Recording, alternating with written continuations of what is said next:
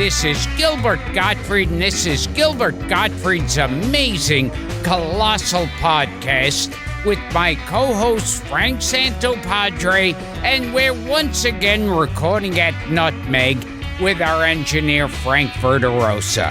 Our guest this week is a stand-up comedian and actor and one of the most visible and popular performers on television and in films throughout the 60s, 70s, 80s, and 90s. You know his work from dozens of TV shows, including Rowan and Martin's Laugh-In, Bewitched, The Tim Conway Comedy Hour, Ironside, Charlie's Angels, Barney Miller, The Tonight Show with Johnny Carson, L.A. Law, The Golden Girls, Chicago Hope, and most notably, well, to us anyway, the short-lived Chicago Teddy Bears, in which he co-starred with former podcast guests Jamie Farr and Marvin Kaplan. Feature films include Breathless, Mel Brooks' History of the World, Toys, Teachers, How Stella Got Her Groove Back, and Police Academy 2 and Police Academy 3, in which he played the ruthless and conniving Lieutenant Mauser. In a career spanning 7 decades, he's worked with showbiz legends such as Dean Martin, James Garner, Sammy Davis Jr., Robert Mitchum, George Raft, and Lenny Bruce, as well as former podcast guests John Amos, Lee Grant, Ron Liebman, Jessica Walter, and Barry Levinson. Please welcome a man whose name has come up on this show more than a few times, the amazing Metrano, also known... It's like turning on the light in a refrigerator. You know, you want to do 5. As soon as you said the amazing Metrano, I had to go, da-da-da-da. It's a sickness. It's an automatic. This, of course, is Art Metrano. And now that bit that you did, to describe it to the audience, you were like a magician without any magic tricks, really. Oh, well, I had great tricks. If you think those tricks were not difficult, Mr. Gilbert, I mean, that's why the world was doing them, because people could do them. I mean, I'll never forget when we started this whole thing. We were on the Loman and Barkley show with Barry Levinson and Amos, Rudy DeLuca, McLean Stevenson, Joni Gerber. I mean, Craig T. Nelson. We all get to Craig T. Nelson. Oh, I love Craig. He's a good man. And we all got together at Rudy DeLuca's house, and we were all getting pretty smashed, smoking, drinking. And before you know it, all those guys got up and started to do an improv. And all of a sudden, I was motivated. I got up, I picked up a napkin, I went da-da-da-da-da, and I stuck it in my right hand, and I hit it, and you couldn't see it. I made a big display, and then I pulled it out from the bottom, like, what a big fucking deal that was. And I shifted over, and I did my card trick, and I did all these stupid, funny tricks that people at the party loved. And Rudy called me up the next day. He says, you really got to develop that and bring it to the producers of Loman and Barkley. So the next day I went in with Rudy, and I told him what it was. I showed him. They want to put me on right away. I said, no, give me a week. And a week later I went on, and that particular show was so crazy. We were at NBC in Burbank, and the audience went wild. And my career, the next day, the Della Reese show called. I did her show with Sandy Barron. Oh, Sandy Barron. He lived in my guest house, and he owed me money. Sorry to hear that. Funny man. Very funny, but I'll tell you something. Wait, when he died, he owed me $7,000, and all of a sudden, some woman calls me and identifies herself and said, Sandy left you the money that he had. I said, where did he get it? He always said he was poor.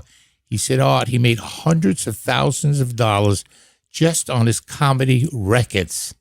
And it was always getting checks. Wow. It was never paying anybody. Wow. So the Jewish guy, when they die, they want to hold on to everything. So he paid off his debt, Sandy Barron. Shock. It was the shock of all shocks. I love Sandy, but he just got all messed up with drugs and stuff.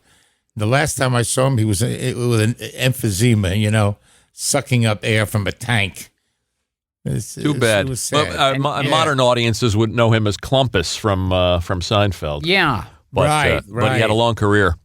He's in Broadway Danny Rose, of course.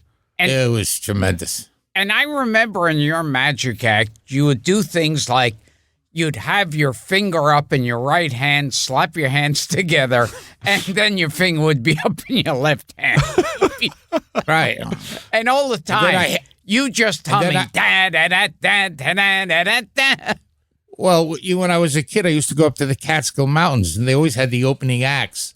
And the opening acts always doing, Fine and Dandy or Getting to Know You, Getting to Know all those bullshit introduction kind of songs that the main act wanted to come before him. And that tune, Fine and Dandy, stayed with me. And as soon as I got up that night, it was there. And it was just all these stupid things. I would move a chair. And go, da-da-da-da. I got on top of the chair, made a big deal of da-da-da-da-da-da. I'd reach up and I'd make believe I was turning off a light bulb. I'd check off the light bulb, and then I stick my finger up into the socket, and I went, da-da-da. My whole body was like I was being electrified.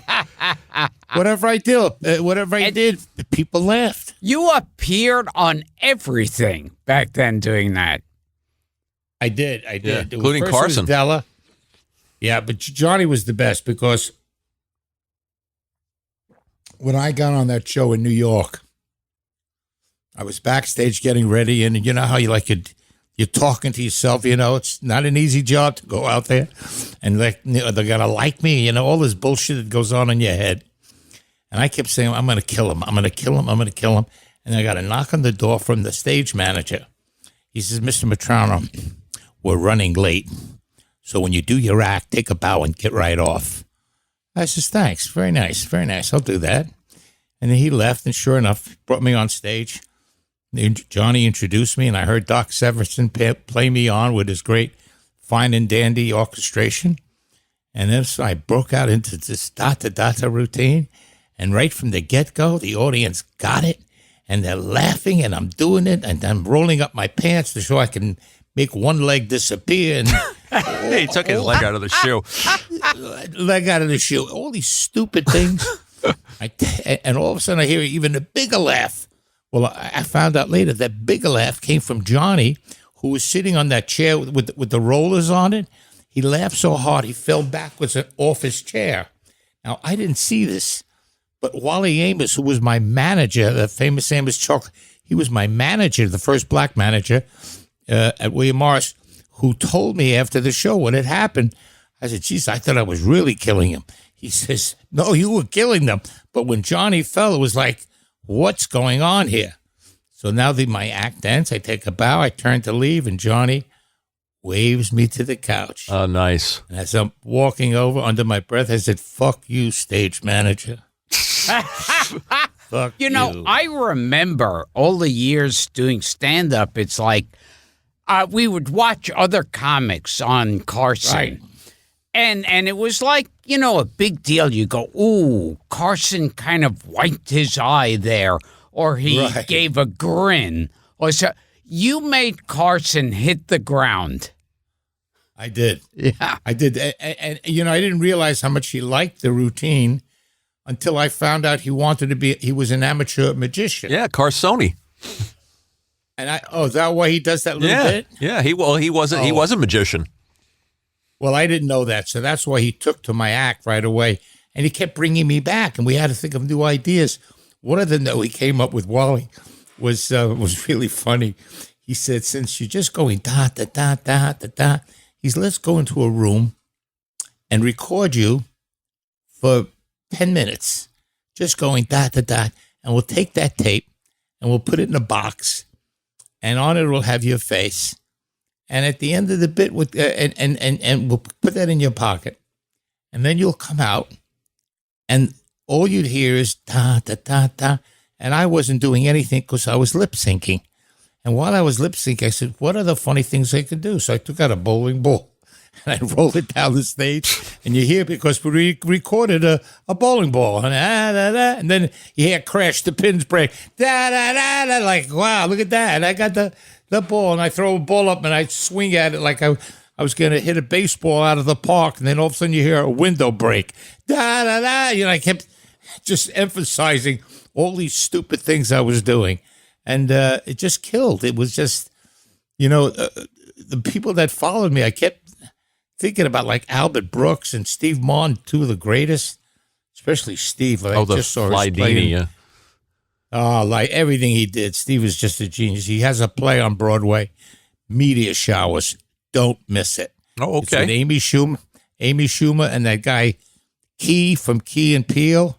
Oh, yeah. Michael Key. Don't miss that show. Yeah. You know what I love? Go ahead, Art. No, go, Frank. I was going to ask you, did it evolve over the years? I mean, I was watching them. They're all over YouTube. There's one where you're lighting a marshmallow with a cigarette lighter, Right, which I also exactly. love. Were you constantly thinking, I got to refresh this? I got to go? Was it pretty set from the beginning, or were you always throwing new stuff into it? Every time I smoked a joint, I would come up with some new stuff. I swear to God, I came up with some stuff that was so crazy. I had a whole bunch of penis jokes that went with da da da da. It's the piece of What? music that makes it work. What were your penis jokes with that? Well, I'd be there naked with my penis, and I'd take my penis and I'd wrap it around my index finger.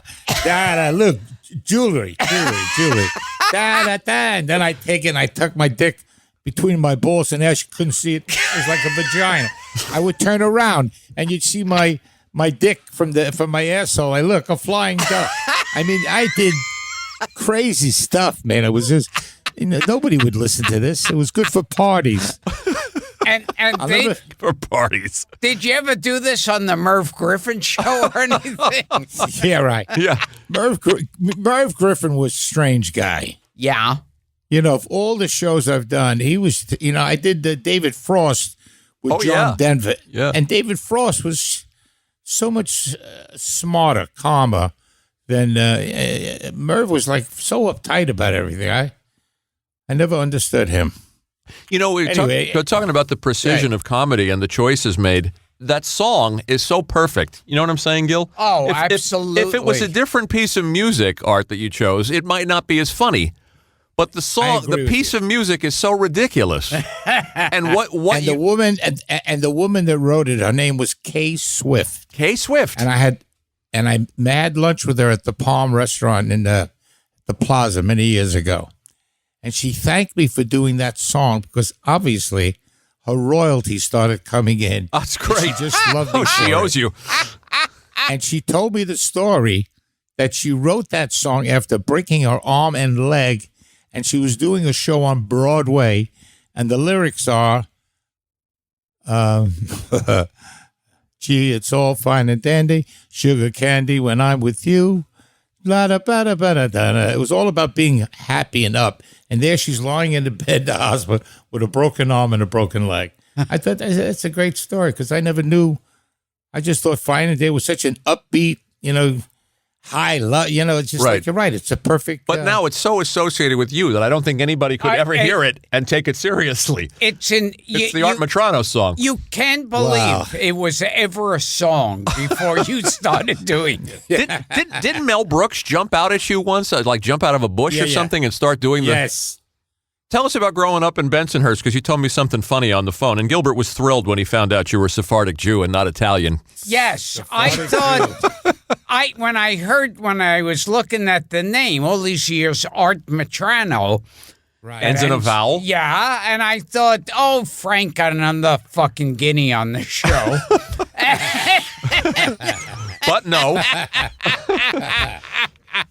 I always say I'm a Spanish Jew.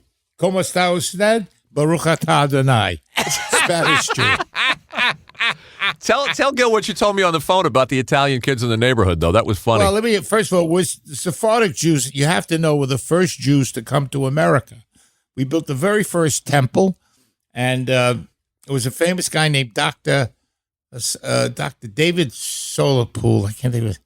I'm not sure of his name. But they came here, and we're a very proud group because growing up in Brooklyn, my real name was Arthur Metrano. But when my father went to work in the garment center, nobody could pronounce it. So he got rid of the SIS, and we became Metrano. And it was interesting because on my block, there were mostly Italians and Jews. And there were some very Orthodox Jews who thought I was Italian. And the old Jew, he would wear a yarmulke and a tallis and a this and a that. And he would call me and he'd come with me. Come with me. I want to show you something, maybe. And he'd open the door to his apartment. I'd climb up all these staircases. Hey, see the light? Turn the light on for me. Uh-huh. Yeah, and over by the oven. Can you turn on the oven? Sure. Thank you very much. I was the Shabbos Goy. And he didn't realize I was a Jew. And what he did was so terrible. Anyway, so as go ahead. Oh, Frank asked me to ask you a story you have about another name that's popped up on this show a bunch of times, and that's from the Bowery Boys. You worked with Huntz Hall. Oh, you're going right in for it, huh? Yeah. Well, at the 20-minute mark. My God, he was my hero. I swear to God, I couldn't believe I was working with the Dead End Kids, the East End, whatever. And he told me stories about Gorsie. What a brilliant mind. He made all the contracts. Yeah. He never wrote anything down. And of course, Huntz had one of the biggest dicks at Warner Brothers. You go. Huntz Hall. Wait. Huntz Hall had one of the biggest dicks? I knew it was going to make him happy. Oh, yes, this is great.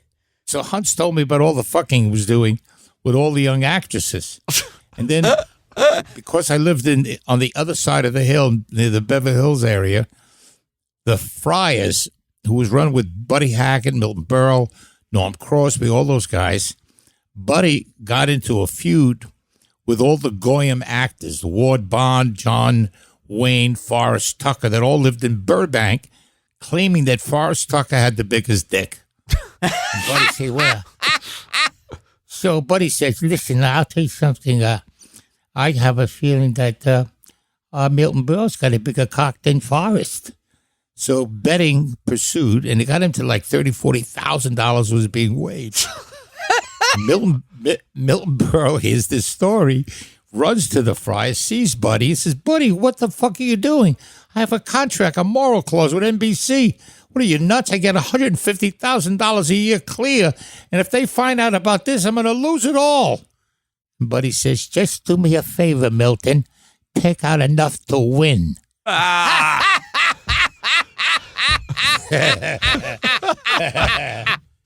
So that's the origin of that story. So, yeah. Now, when Huntz Hall pulled his dick out, did he go, ooh? Huntz Hall was the best. He was so good, this kid. Could you imagine, you grow up as a youngster in Brooklyn and, you see is the Bowery Boys. It was just amazing to be in his presence. And he told me some great stories. And, of course, again, his dick always surpassed. Was the center of conversation. Tell us a little bit more about Chicago Teddy Bear since we brought it up, Art. And you worked with John Banner, who you were telling me on the phone you loved. Yeah, I fell in love with John. Seemed to remind me of my father, except my father was a mean, tough Turk.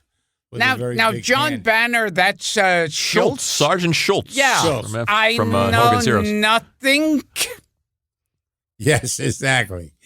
He was so beautiful. I loved talking to him. He was into opera. He was. I grew up with him on those 13 weeks. Sure. It was. How about Mike Mazurki?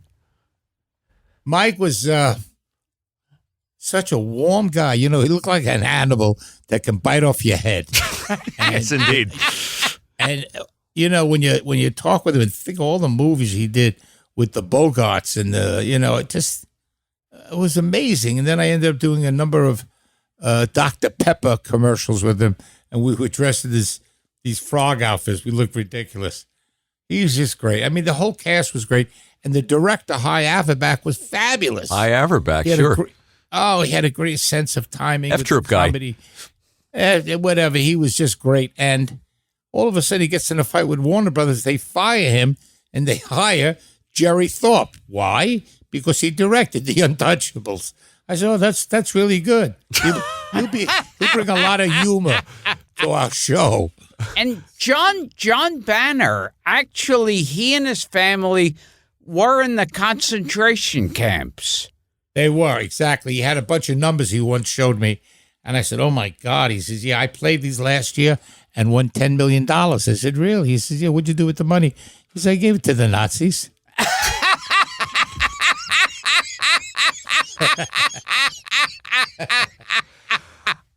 How about our pal Marvin Kaplan? Art, we had him on this show. Yeah, Marvin's very cool. He is what he is. Marvin, he's just, he's a nerd. He really, yeah, he was a nerd. You know what I'm saying? We loved him. We had him here. Such a sweet man. I mean, did they get any sweeter than Marvin? No. Kaplan? He was exactly what you'd imagine him to be. Exactly. Do you think he was playing a role in a TV show? That's Marvin. He was wonderful. But I want to get back to that Brooklyn stuff because that's where everything really got started for me. And I lived in this place. It was really strange for me because of between a lot of Italians and a lot of Jews. But the Italians on my block happened to be very tough. And I do a joke in my play. I said, yeah, they had their own church called Our Lady of Lucky Luciano. This is in Bensonhurst, huh? In Bensonhurst. Yeah. It was the only church where the body and the blood of Christ was referred to as the evidence. Half the people that lived in my neighborhood wanted to move to the suburbs.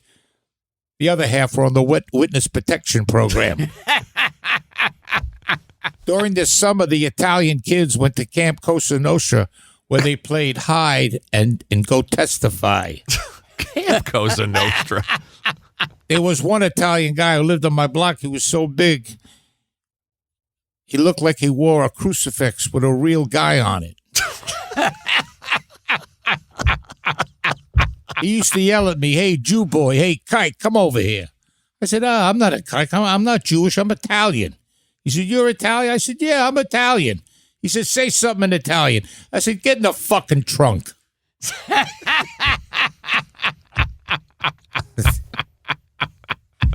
You went to high school with Sandy Koufax, Lafayette. I did indeed. Yeah. Yeah. And Peter Max and some other people. Fred Wilpon, who owns Fred Wilpon, sure.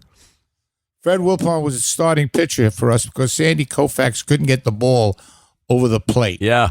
And one day, when I was trying out, he was a senior, I was a sophomore, and I had his catcher's glove on. He said, "Would you catch me?" I said, "Sure." I went on. We went. He didn't have a mound over there. He was on flat dirt, and I got behind. I didn't wear a mask. I said, "There's no batter in the box." I said, "All right, Sandy, let me see what you got." And that ball came at me so fast, it looked like it was dancing. And I said, "My God, this motherfucker's going to kill me."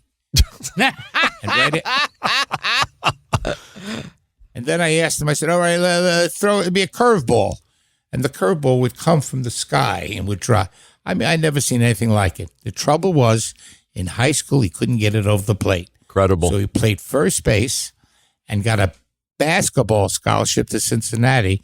He was one of the few 6'2" Jewish guys who could dunk. And he had a huge pair of hands.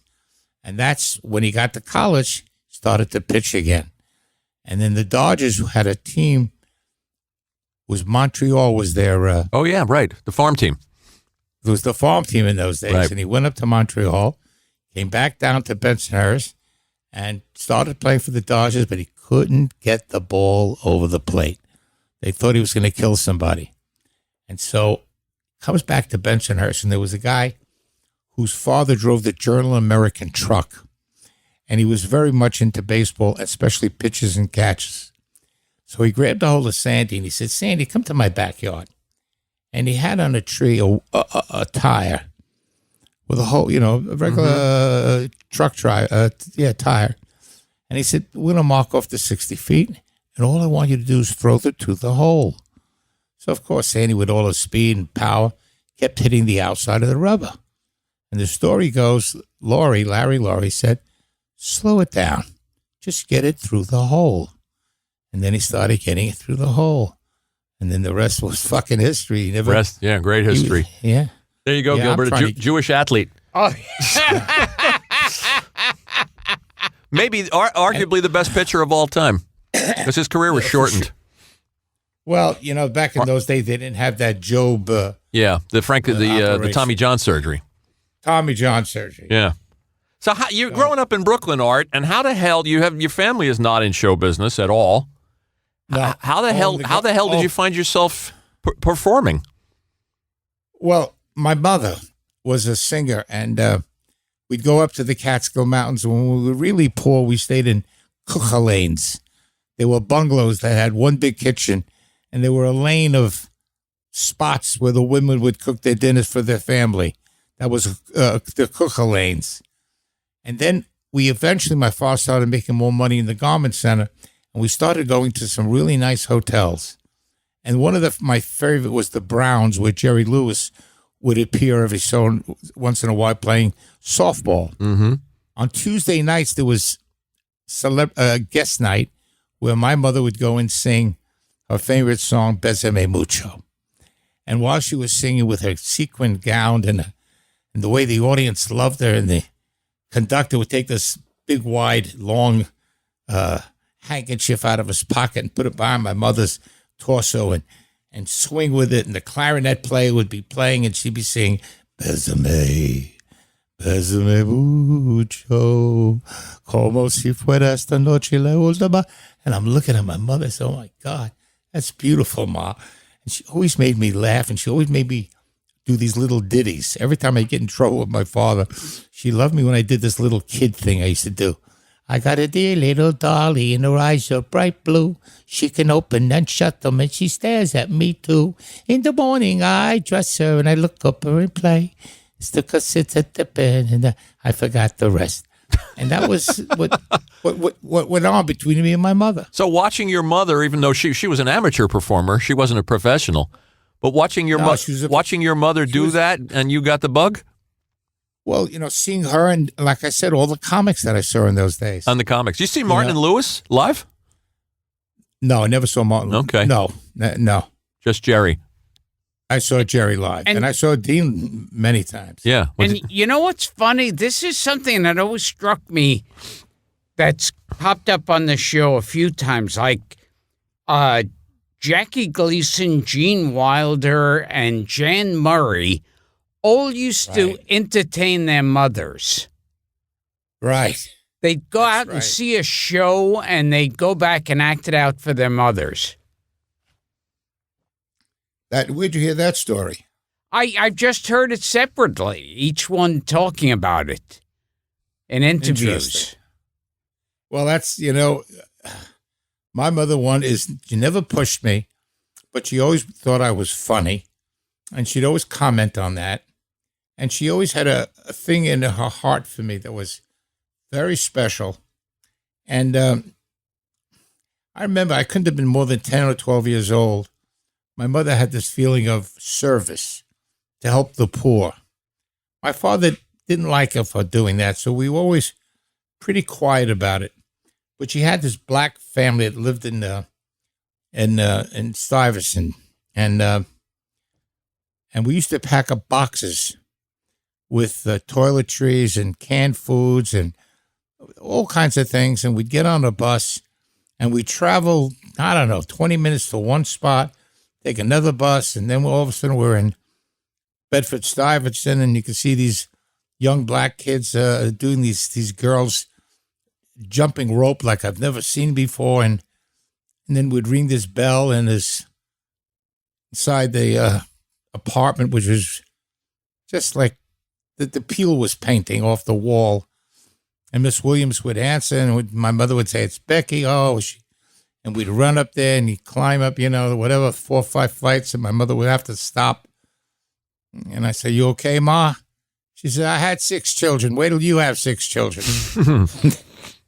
And then we'd continue, and Mrs. Williams would open the door, and she'd be like grateful. Like my mother was a god. She kissed her hand, and it was crazy. And I got that from my mother. That's nice. And and I have a poem I want to share. I live my life by, or I think I do. There is a destiny that makes us brothers. No one goes too far alone. And all that you put into the lives of others comes right back into your own. Very nice. Wow. Profound. So she was kind of your hero, Art, it sounds like. The biggest. Yeah. Very special. You studied with Stella Adler? Is that how you got into the show business for the most part? No, or was actually, no, while in college, when I graduated high school, I did my only play because the football coach wouldn't let you do anything except play football. Uh-huh. And I was in a play with Paul Savino called Stage Door. Oh, wow. And when that play was over, the high school teacher said, "When you get to college, take some fine arts courses." So I took her advice, and I immediately signed up for some fine arts, drama classes. I also signed up because I knew all the great pussy was there. That's why Gilbert went into the business, right, Gil? So, I went in there and I started doing all these plays, and I had this wonderful teacher who was directing them. And cut to, all of a sudden, I'm in the Far East, entertaining people in Jakarta, along with Deanne Warwick, Jonathan Winters, I can't even think, Peter Graves, and I'm there, and all of a sudden I get a call from Rodney saying they want you in a play in London. I said, I'm here. Well, I got my shorts and T-shirts. He said, "I have to get home, go to L.A., pack my bags, and head back to London." He said, "Fine, I'll tell them you're coming. They'll have a script waiting for you when you get home." I get home, I see my wife, my kids. The next day, repack, I'm off to London. I get off, I take a cab to the stage door of the Globe Theater. I get out, I'm wearing a cape and a black hat that I stole from Bonanza. and I'm feeling really English, being in this place, and it was raining. It was just perfect. And the stage door guy brings me back to the stage where this director, Elijah Moshinsky, is directing these famous cast of English actors, Keith Baxter, Kate O'Mara, John Quayle, Paul Maxwell, on and on and on. And he begins to introduce me to all the other actors who have been rehearsing for 2 weeks. I play the part of a producer named Sidney Black. And he's introduced me. "Art Metrano, this is your wife, Kate O'Mara. This over here is Keith Baxter. He plays the director. This is Maxine Audley. She plays your mother-in-law. And this is Maxim Popovich. He plays, and this is Paul Maxwell, and he plays the director." So I'm shaking hands with everybody. I get up to Paul Maxwell, and I look at him. I said, "You're not Paul Maxwell. Your real name is Maxim Popovich, and you were my drama coach at the College of Pacific in Stockton, California." And there's a long pause. And all the actors on the stage think, "This fucking guy is nuts." And after a long pause, Paul Maxwell says, "Yes, my real name is Maxim Popovich." And that night, I get a call at my hotel from his wife saying, "What you did for Paul was amazing." Because all those years he spent as a professor at that college he thought was a waste of his time, until you showed up playing the lead role in this play. That's nice. I outed him. Yeah, that was really some moment in my life. And how did you get involved in the Police Academy pictures? which were monster hits back then. Monster. God, they made so much money. I got a call from my agent to go read for this part, Lieutenant Mauser, and I showed up, and there was so many guys that could have played the role. I recognized quite a few of them. I had worked very hard on the sides. They send you sides that you're going to read for the audition, and I brought in a fellow actor of mine, my friend Bob Dunlap, to read with me.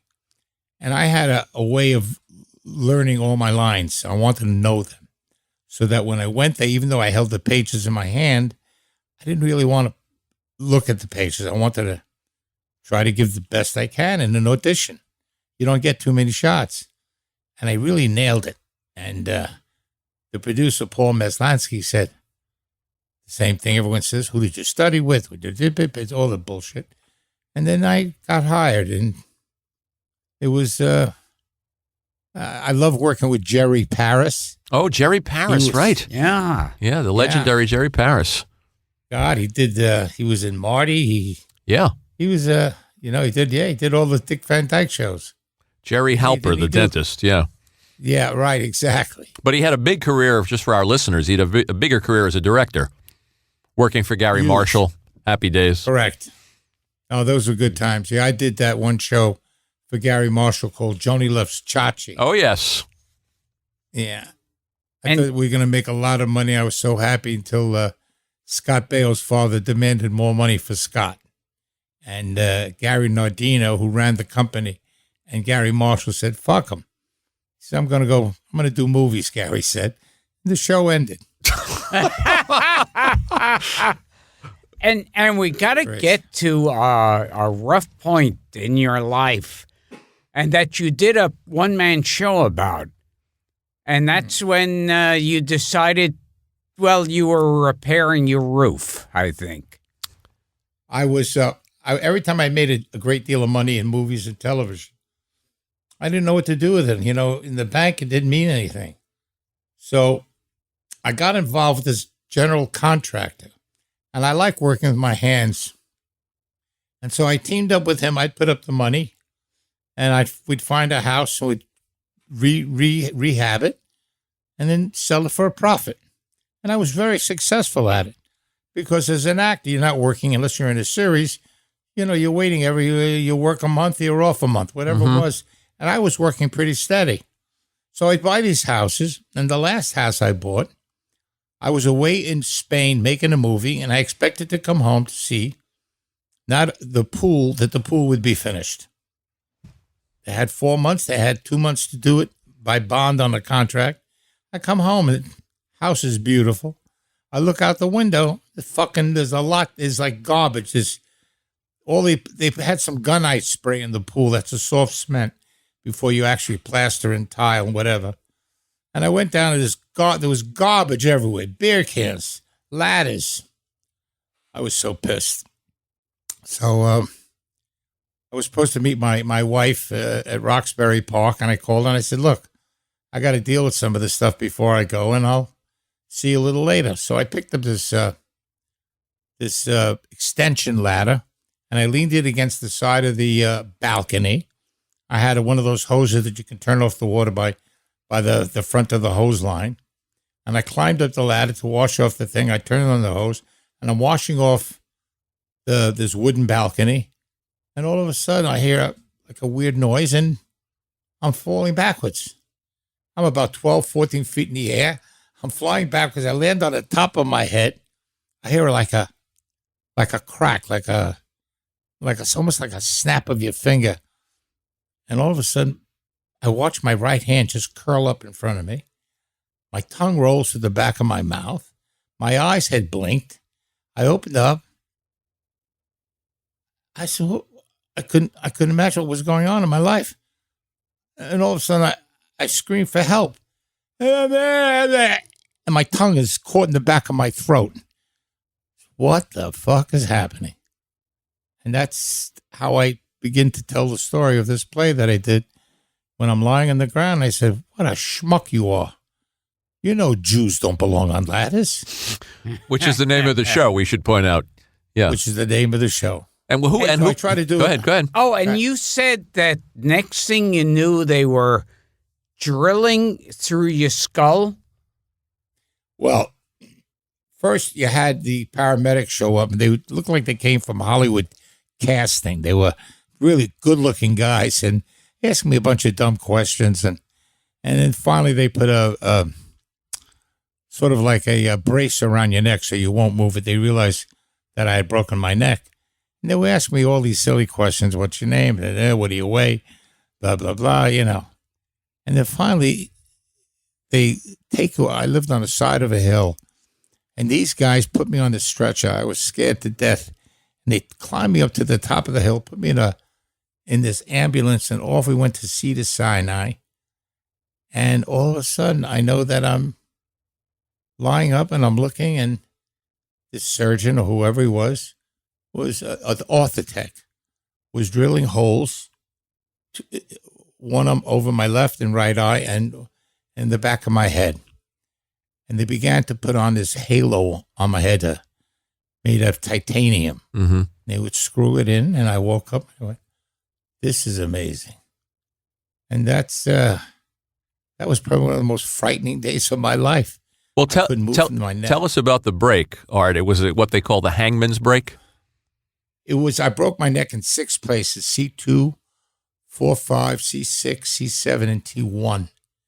And 1 and 2 is the hangman's break. And I do a thing in the beginning, which I have right here, which is a little heavy. Should I do it? Yeah. Sure. The house lights dim. A light comes up on Art's face. They used to execute people in this country by hanging them. They still have public hangings in other parts of the world. They put a rope around a man's neck. The platform he stands on is then pulled out from under him. And then the force of his weight against the rope breaks his neck. The first and second vertebrae snap. When that happens, air can't get into the lungs or the brain. The body dangles on a rope, fighting for breath. The tongue rolls to the back of the mouth. And after a brief struggle, the man dies. Doctors call it the hangman's break. That's how they killed John Brown, who was a good guy, and Adolf Eichmann, who was a Nazi. And that's the beginning of my comedy show. Yes. Wow. Yes. Who gave you the title, by the way, Jews Don't Belong on Ladders? It came out from when I was writing it. When I said, you schmuck, you fell on your own property. Jews don't, and Joe Belong, you said, that's what you should call it. Jews don't belong. It was, it's amazing how you find things the more you do it. It's like William Goldman wrote, it's not what you write, it's what you rewrite. Mm-hmm. And I was constantly rewriting. When you were there, and a lot of people thought you'd never be able to stand up again. Right. Were there any points in your life where you thought, let me just go to sleep and not wake up? Oh, my God. Yeah, of course. Suicidal thoughts. I used to collect, I'd refuse taking my sleeping pills sometimes, and I had a way of because there's always shifts of different nurses, and they don't know what the next nurse really did. Even though they always look at the chart, they don't know how to read. So I would ask these nurses would you put this in my, and they would put these little cups or whatever. And I was constantly putting those pills in, thinking that one day I'd have a way out by dropping them down my throat. But my niece, who was a nurse, happened to look in the drawer and said, what are you doing? I said, well, I can't move my arms. I mean, I'm dead from the neck down. I'm going to have some help from somebody. No. So, yeah, you get crazy. You're, Freud said you can't control what thoughts that come into your mind. Well, and I think everyone's had that. I mean, you certainly thought you feared that you wouldn't walk again. That's very clear in the book. You obviously you thought your career was over. It was over. It was over. Nobody wanted to hire me in a wheelchair. My arms weren't functioning correct. The nice people were Paul Witt and Tony Thomas, because I had worked for them on a lot of shows. And they put me in The Golden Girl and a bunch of shows that they knew I could sit down, play a judge or whatever. Right. They were very kind. But most people, most producers, next, who's next, And that's the way it is. But I had a good 20-year run until I fell. Gee, I turned your comedy show right into a ditch.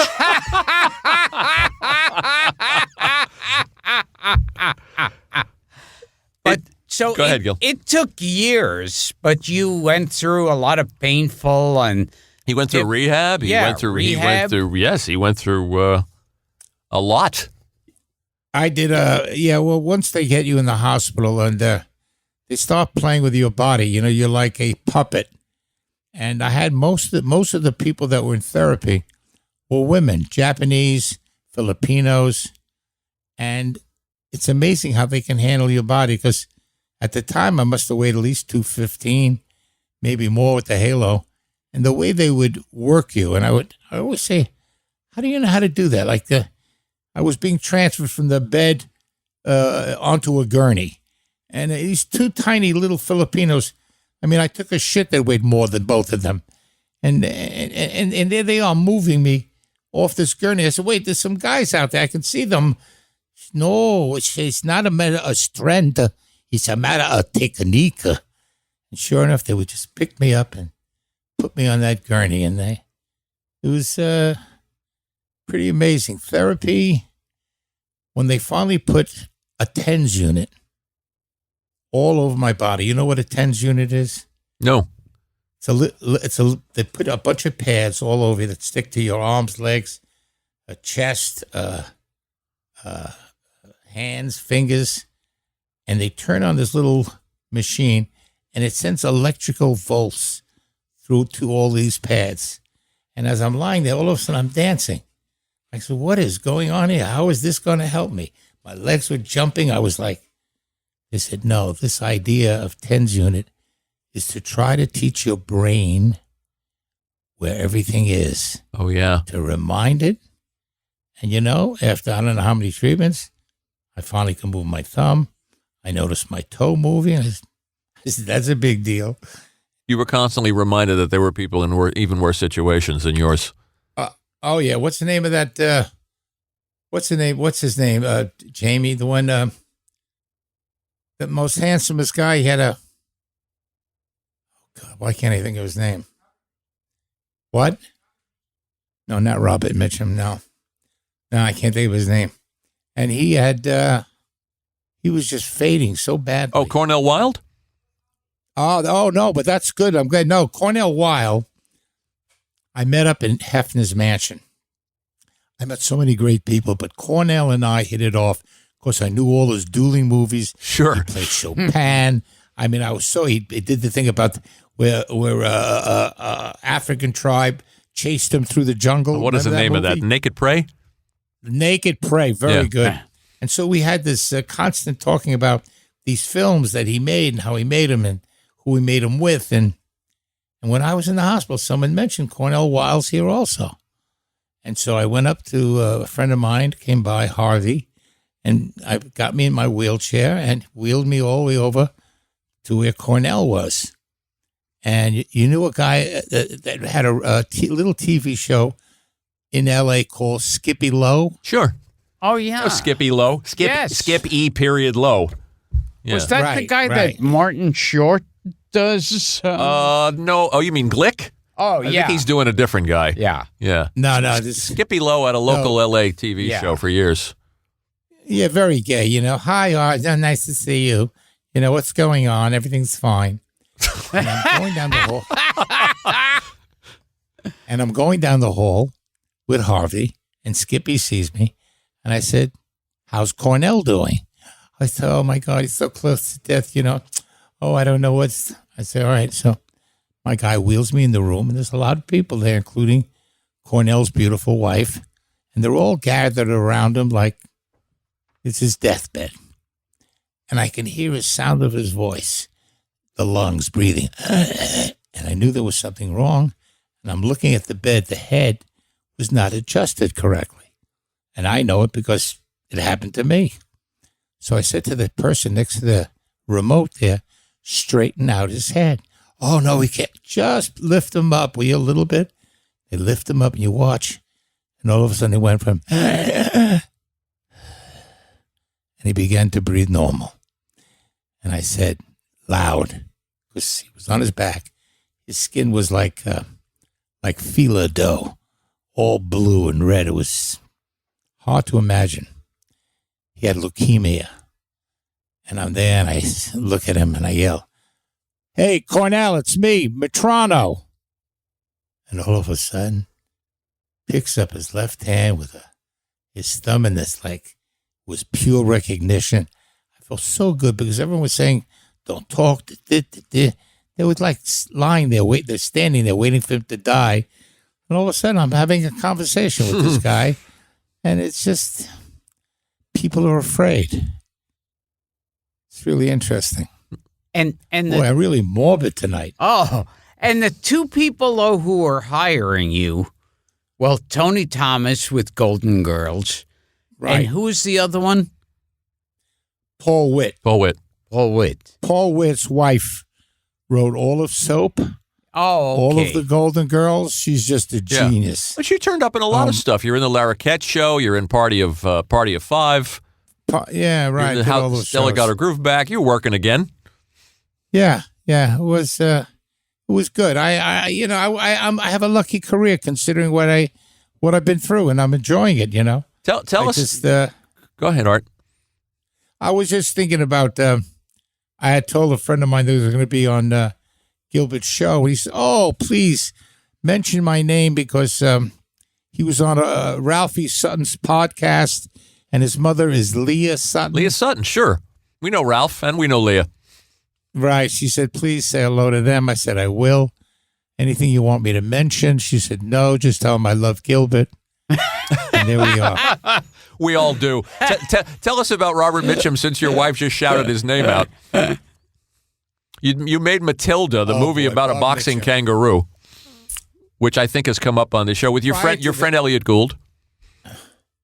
Right, but prior to that, making that movie with Mitchum, I had known this guy named George Fargo, who was very friendly with Clint and Bob Mitchum.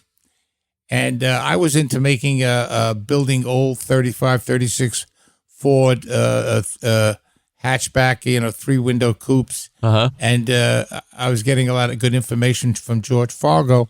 And he also had this great pot. And so we became real friendly. And I used to go to his house. And it was really, he would adopt all these sick cats, and he would feed them and care for them. And so the place had a certain stench to it. And I would go in there, and he'd be rolling joints, and he'd be writing scripts. And one day, all of a sudden, Clint Eastwood walks in. How you doing, Fargo? Hi. And we'd all sitting around, we're smoking pot, and I'm there with Clint Eastwood.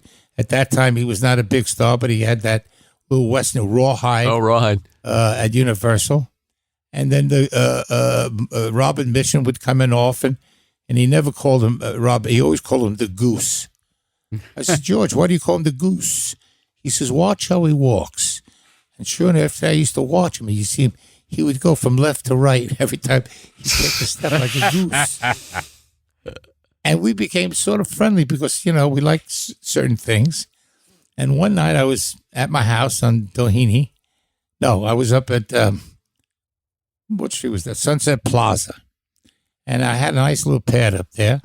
And I got a call from Fargo, said, Mitchum is looking for something to smoke. Do you have anything? I said, sure, send him to my house. So he said, he'll be there in like 30 minutes. I said, cool. So I didn't tell my wife at the time that he was coming over. And we were sitting there just, drinking some wine, smoking a joint. And the doorbell rings. I said, Becky, do me a favor, go get the doorbell. And, we lived on a slope. So there was one door that you had a buzz in from the top where you would park your car in a circular driveway. And when that would open up, you'd have to walk down a bunch of steps, down a ramp, to another door that slid open. So my wife buzzes Mitchum in, and he comes walking down. She slides open the door and sees Robert Mitchum, and she fucking screams so loud. She couldn't believe. She just fucking freaked. She remembered that movie where he had painted tattoos, Help and Hate. The Night of the Hunter. Night of the Hunter. And finally, Mitchum came down and we smoked and we talked. And he told me great stories about his getting arrested with marijuana and going to jail. And yeah, he was famous for that. Oh, man, he was just something. When we went on location, we started off in L.A., and then every lunch in L.A., his two assistants would bring lunch for all the actors. Never paid a dime. Then we go to Reno, and it was just me and him.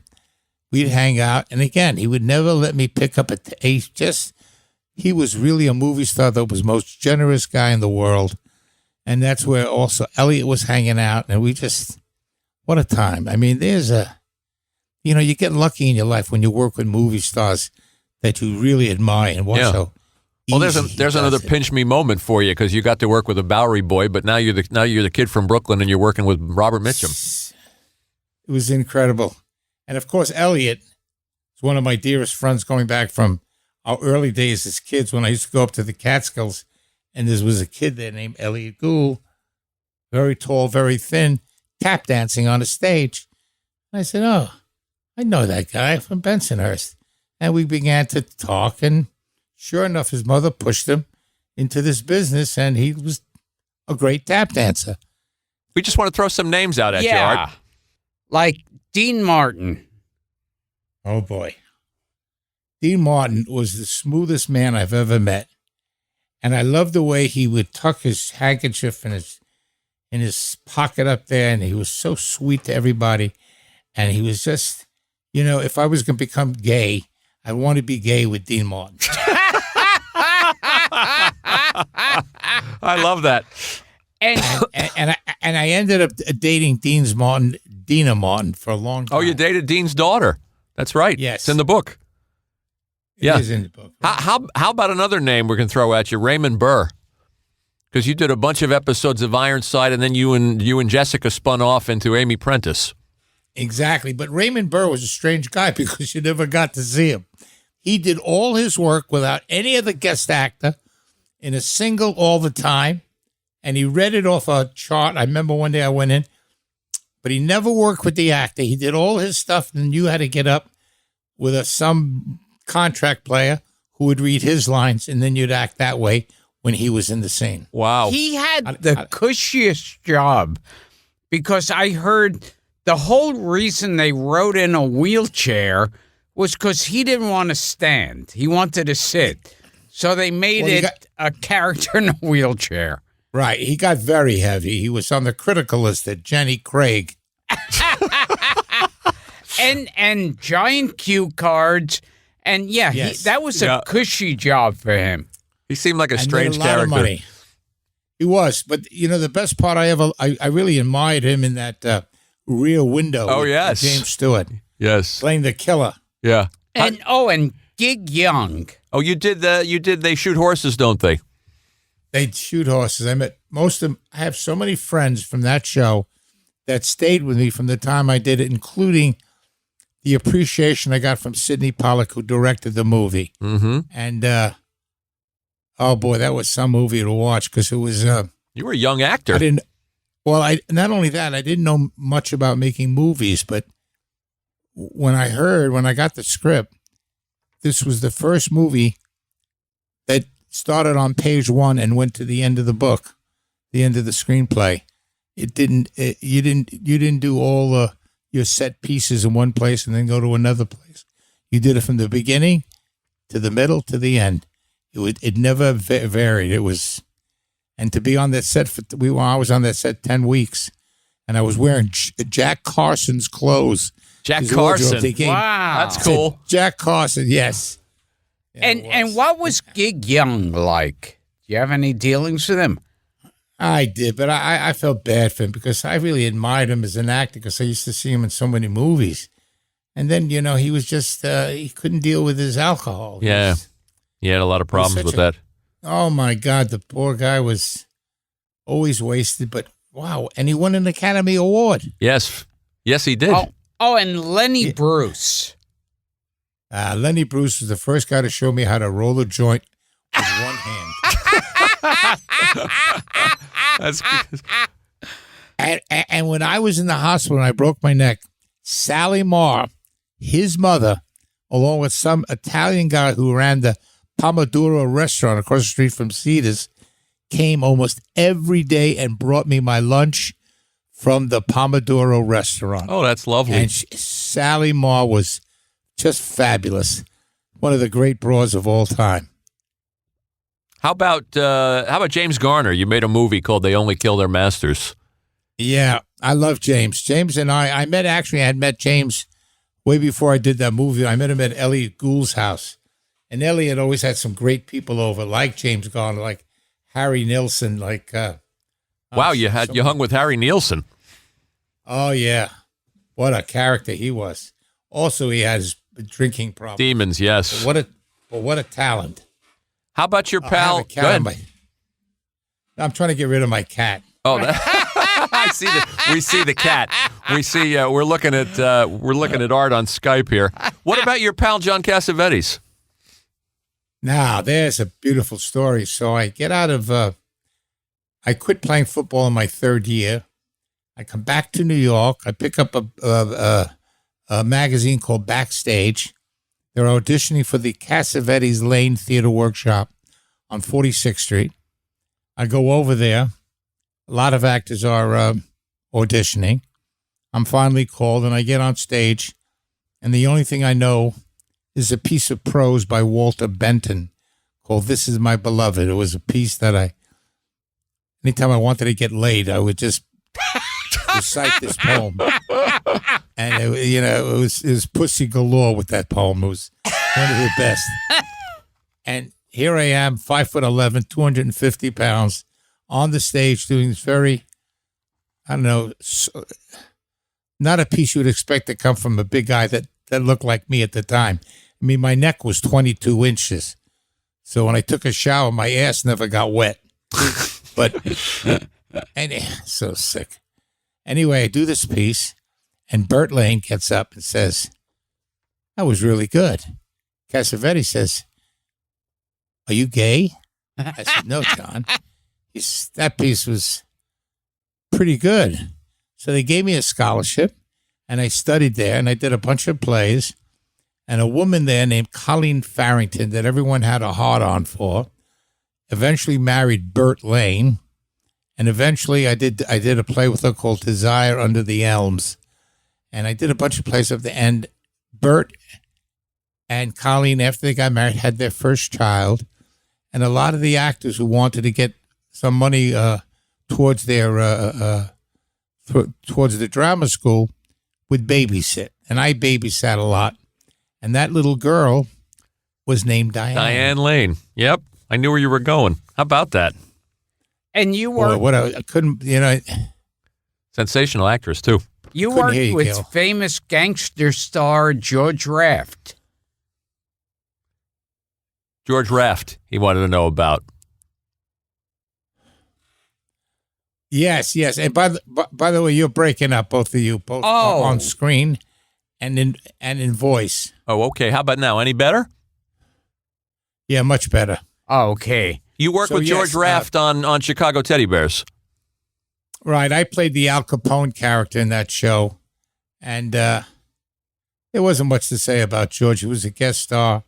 He did his lines. And basically, I didn't think he really wanted to be there. But the one who played Apple Annie, what was her name? Do you know? She was great. On Chicago Teddy Bears? Yes. Famous blonde, stunning in her youth. What a great lady. We'll look it up. Yeah.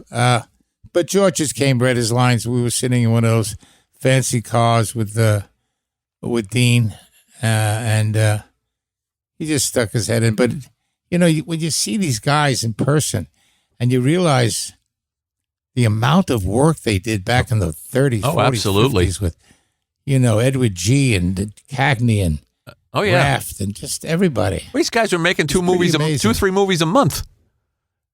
Exactly. In those days. Television shows. Yeah, it was a breakneck pace. Exactly. And sometimes I heard like actors would be shooting more than one movie in a day. Sure. They'd shoot a scene, then run over to the other set and shoot the other scene and just run back and forth.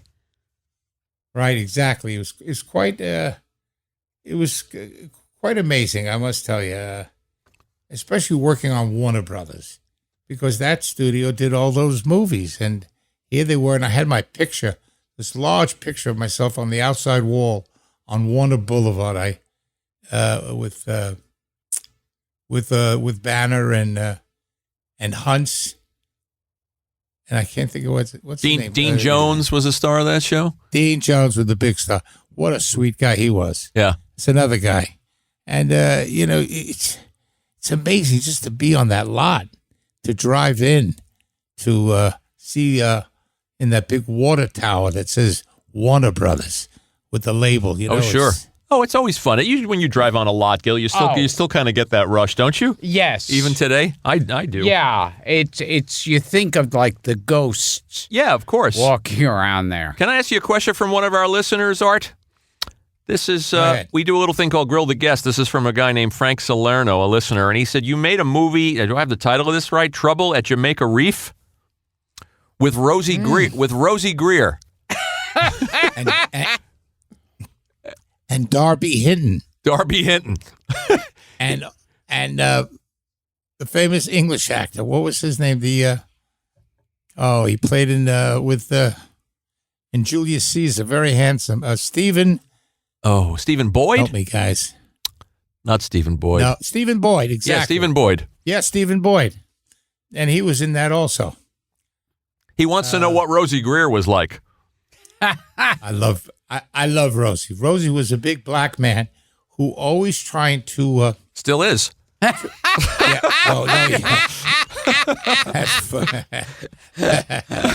But he thought he could outrun me. And we were on this a waterfront dock. And he said, come on, I'll race you. I said, how far? He said, 50 yards. I said, all right. So the guy counts us off, and like I just killed him in the race. Halfway through it, he pulled his hamstring. He went down like a fucking whale, and then they had to put him in an ambulance. And but he was great. He was my partner in that Moving On. It was about Moving On, truck drivers with Frank Converse and remember that show? Oh yeah, Claude Akins, right? Claude Akins, right? Shot up in North Carolina. And you were in a blaxploitation movie with Ed McMahon. Yeah. With Ed McMahon. Yeah, a movie called Slaughter's Big Ripoff. Yeah, he was a gangster in that, Ed McMahon. And Jim Brown. No, but that was Jim Brown. What a motherfucker he is. Jesus Christ. Was he tough? He didn't care, but he admired, we became very friendly. And I know he's one of the greatest athletes that ever played any sport. Sure. And I get invited up to a little basketball game. Me and Elliot and Jim and another guy. And we're up there. We're just rapping for a long time. And then Jim says, come on, let's shoot some hoops. So we went up there. And, of course, Elliot's a good shooter. I'm a fairly decent player. Jim is good, but Jim's partner's not so good. And we're really beating him. And finally, I say to Elliot, are you sure we want to win this game? And Elliot says, no. I said, he thought Jim would respect us if we actually beat him. And we did beat him. Nice. But it was a bit scary up there. And before those were the days when he was throwing women off the balcony. So oh my God. Sure. Yeah, he had a reputation.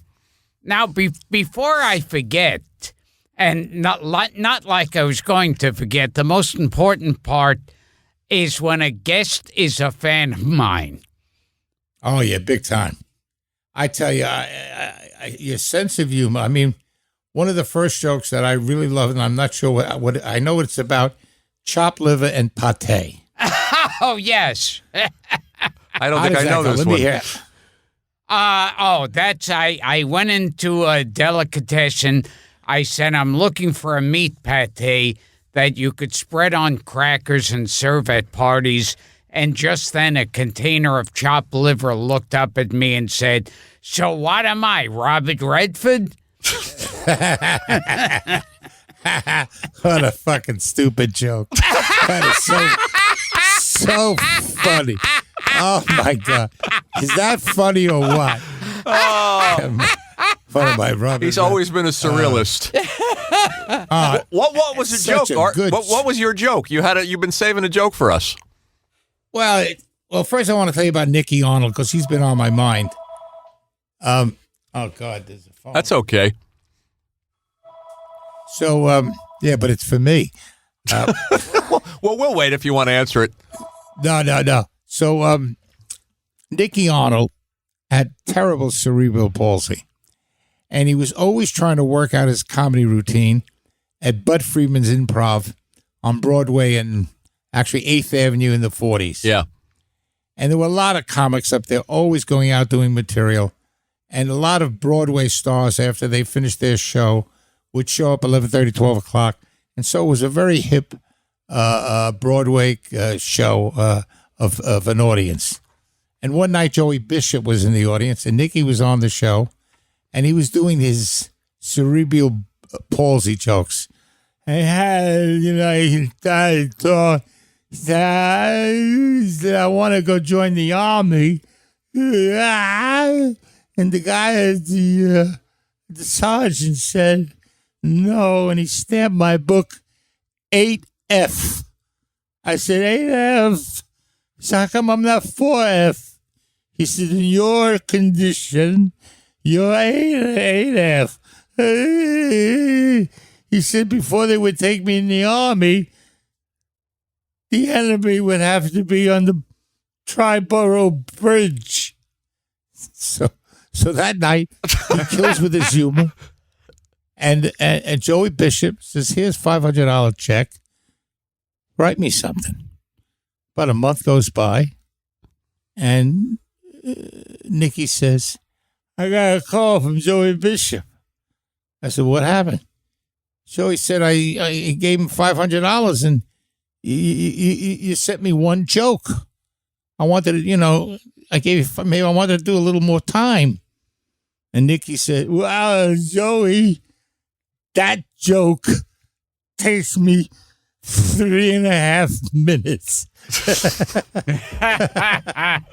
Did you ever hear of this guy, Gil? Nicky Arnold? Oh, yeah. Yeah. Yeah, they used to talk about him at the Improv all the time. Oh, he produced the Welcome Back Carter show. Yeah. Oh, really? Same guy. Oh, yeah.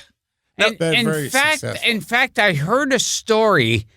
I forget who he was standing with, Nicky Arnold, and they were standing outside the Improv, which was the worst area in the world, and these two big black guys go up to them, and they go, give us your money. And Nicky Arnold turns to the guys with and goes, I think we could take them.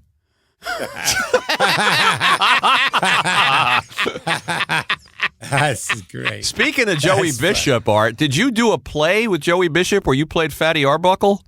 I played Fatty Arbuckle in a fatty suit. Joey Bishop was the worst motherfucker to ever work with. Wow! He just wanted to upstage you. He was just not a mean. He had not a nice bone in his body. He was just fuck him where he breathes. I couldn't. Everybody. He was just. That's a beautiful wrap up. You are not the first person on this show who's told us that. No, we haven't heard any kind words about Joey Bishop. Lots of kind words about Jack Benny, though. Jack Benny was great. Yeah. I first met him when he was standing in line for Deep Throat, waiting to go into the Pussycat Theater on Santa Monica Boulevard. Incredible. Oh, yeah. I stopped. I said, excuse me, I don't want to bother you. You're Jack Benny. He goes, shh, don't tell anybody. He was there to see Deep Throat. It was wonderful. So did you guys hear about David Copperfield recently when he got married? No. Oh, yeah. On his honeymoon, he fucked his wife in half.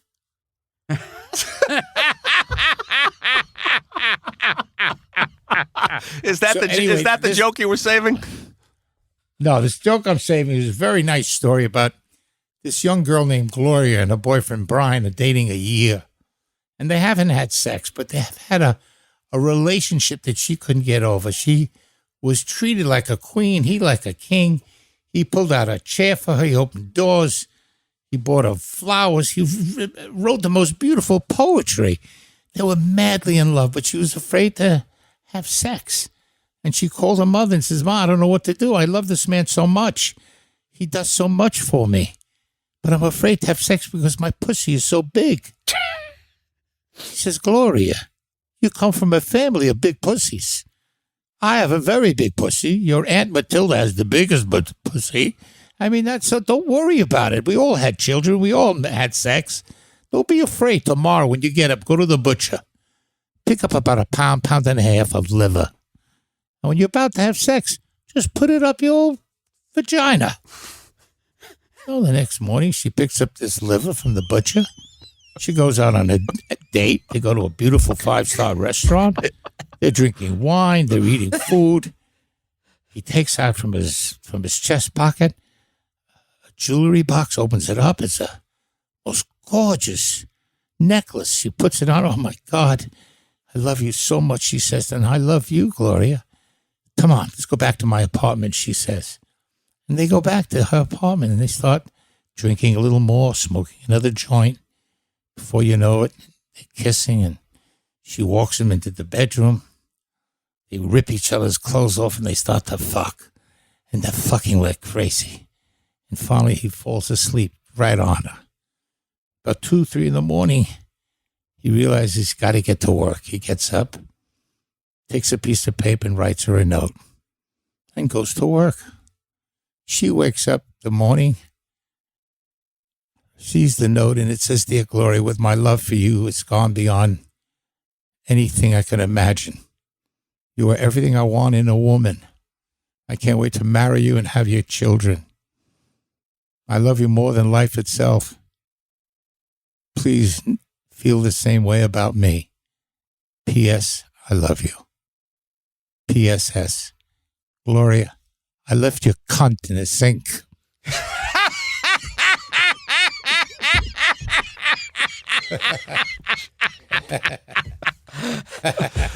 Big finish, Art. Well, Big finish. I don't think we're going to top that one. So, if you could tell us, what are you working on now? Yeah, you're doing the show again, right? Yeah. Well, I'm rewriting from the outline of my play with a young woman named Renee Rocco, and we're writing my memoir. And so far, I've gotten very good reaction. I'm still in the hunt for an agent to read what I've written so far. I've got about almost 100 pages. I believe the book will probably run 220, maybe a little less. It's really, I'm getting such great reviews from so many people. Good. And your other book is still available on Amazon. Yes, it is. But this one's going to kill. I'm telling you. Yeah, I wrote it. When I started writing it, I realized when I sent it to Jessica Walter's brother, Richard Walter. Yeah, professor. Love professor at UCLA screenwriting. Love my one-man show. And I said to him, Richard, I have this thing I'm writing and the screenplay about my life and all that. For a guy like Seth Rogen or Mark Ruffalo or one of those good actors can play. He said, "Wow, that's very strong material, but be smart." He said, "I sold Warner Brothers a screenplay 5 years ago. They paid me $200,000, and then they gave it back to me. I realized they're not buying spec scripts, but I advise you to write it as a memoir, an autobiography, and then we'll get it published." I said, "Really?" He said, "Yeah, that's what they're buying." He says, "Let me tell you what I did with mine. When I got my screenplay back, I wrote a book, and it was all about the screenplay. It got published. Warner Brothers read it, and they bought my book. 2-3 months later, they said, 'Can you write a screenplay about this book?' He said, 'Well, give me about 3 to 5 months, and I'll get you one.' And 3 to 5 months later, he came back, the script he wrote 5 years before. Hello, anybody home? Give me a break. It's amazing." Yeah. And you're doing a lot of charity work for people with crippling injuries. Spinal cord injury. I raised close to 300,000. Good for you. First one yeah. You're doing good work, Wow. Art. Keep it up. Thank you, guys. I appreciate it. You're a survivor and a raconteur, and this was fun for us. And a partridge in the pear tree. Your name's come up 100 times on the show. We're glad we got you. You've got a few businesses, right? Yes, yeah, I give do. us Right now, it's called Yogurt Your Way. It's on Las Olas Boulevard in Fort Lauderdale. It's a self-serve frozen yogurt. I've had it for 6.5 years. Very successful. I'm very happy. My wife does most of the work, and I sit home and I jerk off. Hello, anybody home? Art, God bless you. Okay, thank you, Art Metrano. Thank you, guys. The amazing Metrano. The amazing Metrano. Art, you're the best. I'll leave you with this. Da da da da da da da da da da da da da da da. Da, da, da, da, da, da, da, da, da. Thank you, guys. Thank you, Art. We love you. Bye-bye.